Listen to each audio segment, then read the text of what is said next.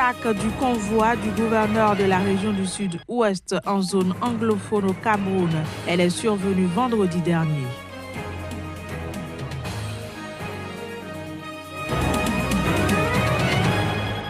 Persistance de la crise scolaire et universitaire au Niger, le comité directeur de l'Union des scolaires nigériens appelle à une grève illimitée.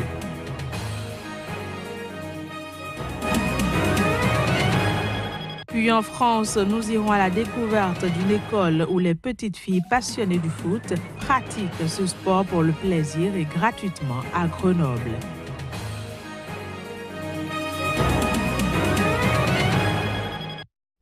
Ravi de vous retrouver en ce début de semaine sur Sika TV. Bienvenue à toutes et à tous. Je l'annonçais en titre, au Cameroun, le convoi du gouverneur de la région du Sud-Ouest en zone anglophone a été la cible d'une attaque vendredi dernier. L'incident est survenu alors qu'il se rendait à Mendi, chef-lieu du département du Lébialem, vendredi pour la cérémonie d'installation du nouveau préfet. Les détails dans ce reportage. Le gouverneur du Sud-Ouest camerounais a fait l'objet d'une attaque alors qu'il était en route pour la cérémonie d'installation du nouveau préfet. Des tirs ont visé son convoi au niveau de Léou. Aucun bilan officiel n'a été publié pour l'heure. Toutefois, selon des sources concordantes, plusieurs personnes ont été blessées dans le convoi. Les régions du nord-ouest et du sud-ouest, toutes deux anglophones, regroupent environ 20% de la population camerounaise.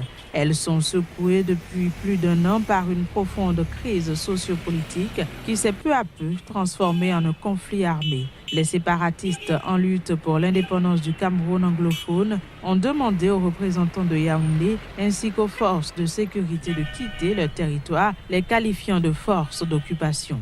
Depuis 3 mois, les groupes séparatistes armés y multiplient les actions violentes contre des symboles de l'État, notamment les attaques de gendarmerie, les enlèvements de fonctionnaires ou encore des accrochages avec l'armée.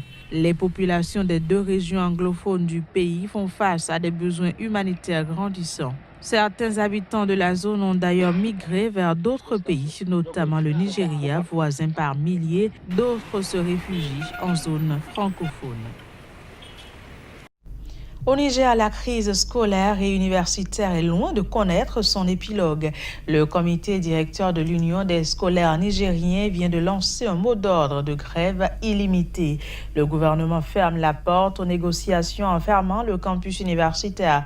Plusieurs étudiants arrêtés lors de la manifestation du 18 avril dernier ont été déférés et placés sous mandat de dépôt. Le secrétaire général de l'Union des scolaires nigériens, activement recherché par la gendarmerie, appelle les scolaires à observer le mot d'ordre qui, selon lui, reste la seule solution pour contraindre les autorités à revoir leur copie. On l'écoute. Nous venons de déclencher un combat, évidemment un combat qui n'est pas fortuit, un combat qui est la résultante directe d'une lutte évidemment entamée depuis fort longtemps. Nous voulons à travers ce communiqué rassurer les militantes et militants, les sections de l'USN, les sous-sections, de resserrer leurs rangs, de s'engager avec la plus grande détermination pour veiller évidemment d'une part à l'exécution du présent mot d'ordre.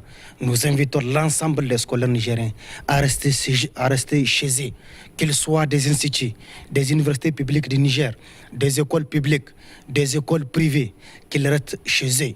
Qu'ils n'ont même pas besoin de partir à l'école pour qu'une sous-section ou des éléments de l'ordre puissent venir leur faire sortir.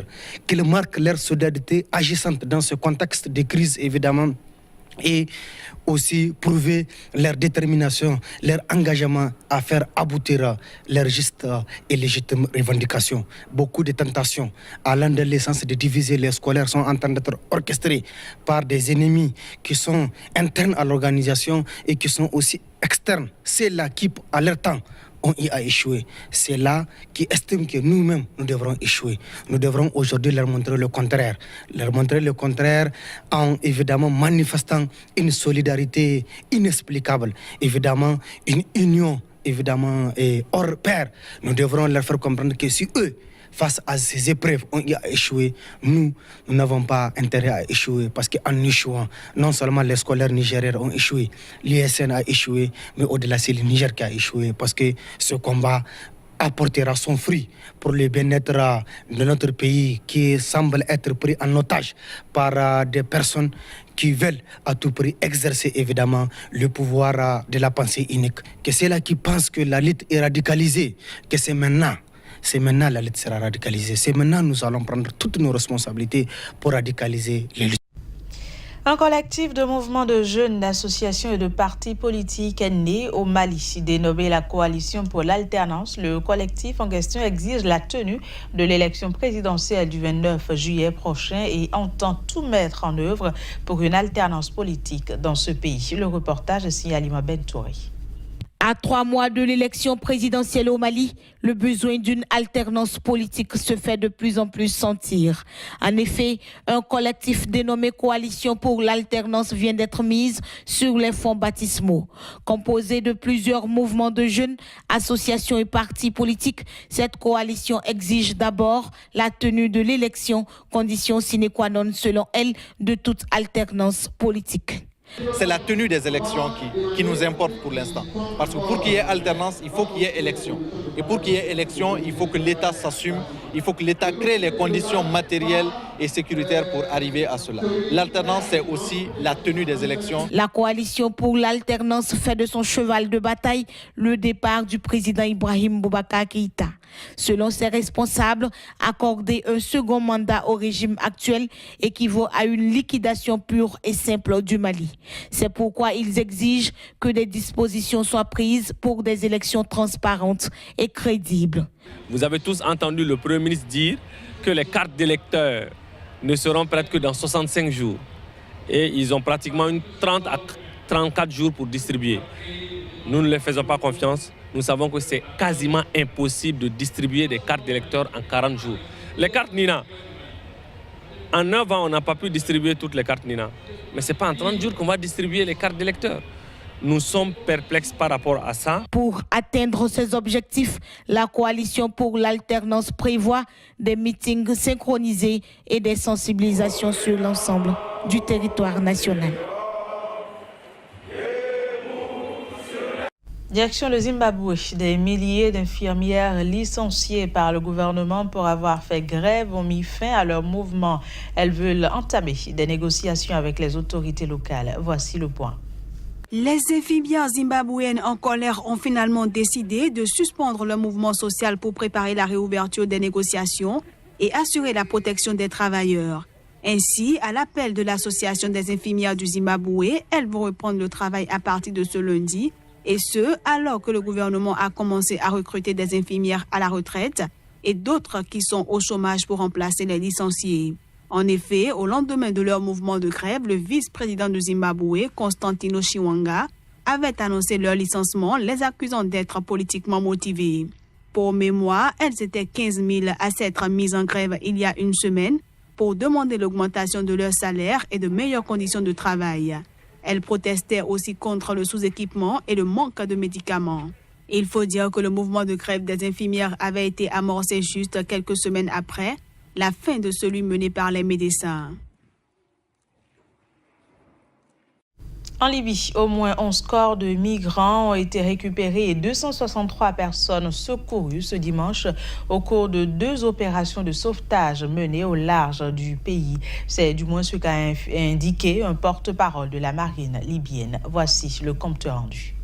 Lors de 2 opérations de sauvetage menées au large de la Libye ce dimanche, au moins 11 corps de migrants ont été récupérés et 263 personnes secourues. Lors de la première opération, une patrouille des gardes-côtes a pu secourir 83 migrants clandestins et récupérer 11 corps sur un bateau pneumatique à 5000 marins au nord-est de Sabrata, ville située à 70 km à l'ouest de Tripoli. Les 11 migrants se sont noyés lorsque le Zodiac s'est renversé, mais ils ont été récupérés par les survivants et hissés sur l'embarcation.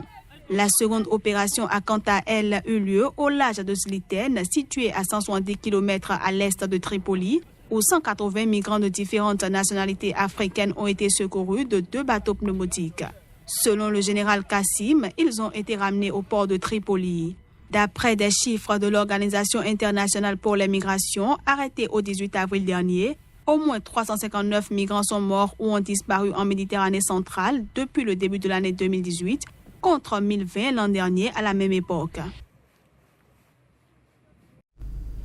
En France, le quotidien des voyageurs est régulièrement perturbé depuis le début du mouvement à la Société nationale des chemins de fer français. À la gare Montparnasse, beaucoup expriment leur ras-le-bol. On les suit. On est là, on attend. Le train n'est pas encore arrivé. On ne sait pas à quelle heure il va arriver. Et puis, donc ça dure pratiquement un mois, 2 fois par semaine, comme vous le savez. Et on arrive souvent en retard. Et on a marre. Et il y a tellement d'autres métiers aussi qui sont très compliqués que je trouve ça un petit peu difficile de faire grève. Et c'est un peu aberrant pour moi. Mais après, je comprends que les cheminots aient besoin de défendre leurs droits, mais je suis pas pour du tout. Je trouve que c'est pas possible de faire subir autant de difficultés à des gens qui demandent qu'à aller travailler le matin et rentrer tranquillement chez eux le soir. Voilà, c'est pas nouveau. Et ça vient surtout après une période où même sans grève, il y avait des problèmes épouvantables sur cette ligne. Donc oui, le ras-le-bol est fort. Nous aussi, on va bosser. Nous aussi, on est impactés, mine de rien, parce que il arrive que il faut qu'on finisse plus tard, qu'on commence plus tôt aussi. Enfin, on a des imprévus, nous aussi, et on ne peut pas toujours y pallier. Et ça devient compliqué de s'organiser. Donc, nos employeurs font avec, mais parfois, c'est compliqué. On reste en France où pratiquer le football pour le plaisir ou pour la compétition est un rêve pour certaines petites filles. Un rêve qu'elles peuvent désormais réaliser grâce à la première école municipale de foot féminin gratuite ouverte à toutes à Grenoble. Reportage. Quand elle arrive au stade, Naïla, 10 ans, salue joueuses et entraîneurs comme une pro. Faire du foot, un rêve devenu passion pour cette jeune grenobloise. J'aime bien quand on est en équipe, c'est un sport collectif. C'est ça que j'aime bien. Quand on fait des matchs. On fait des matchs les samedis. J'ai un entraînement mercredi et vendredi. Et du coup, j'ai bien aimé parce que quand j'étais petite, je regardais la télé et je voyais des matchs. Aujourd'hui licenciée du club local, le GF38, c'est grâce à une initiative unique en France qu'elle a pu se lancer. Sur le terrain voisin, une école municipale de foot entièrement gratuite, fruit d'un partenariat entre club et mairie. C'est parti de notre priorité qui était de développer le sport féminin et de laisser les préjugés au vestiaire. Et pour laisser les préjugés au vestiaire, dans le foot qui est très populaire, le football qu'on aime, qui est accessible à tous, il y avait besoin d'un espace un peu confortable dans lequel on puisse amorcer une pratique. Pari réussi. Depuis 2015, une trentaine de filles se retrouvent ici tous les mercredis, un lieu où sport, loisirs et haut niveau cohabitent avec succès.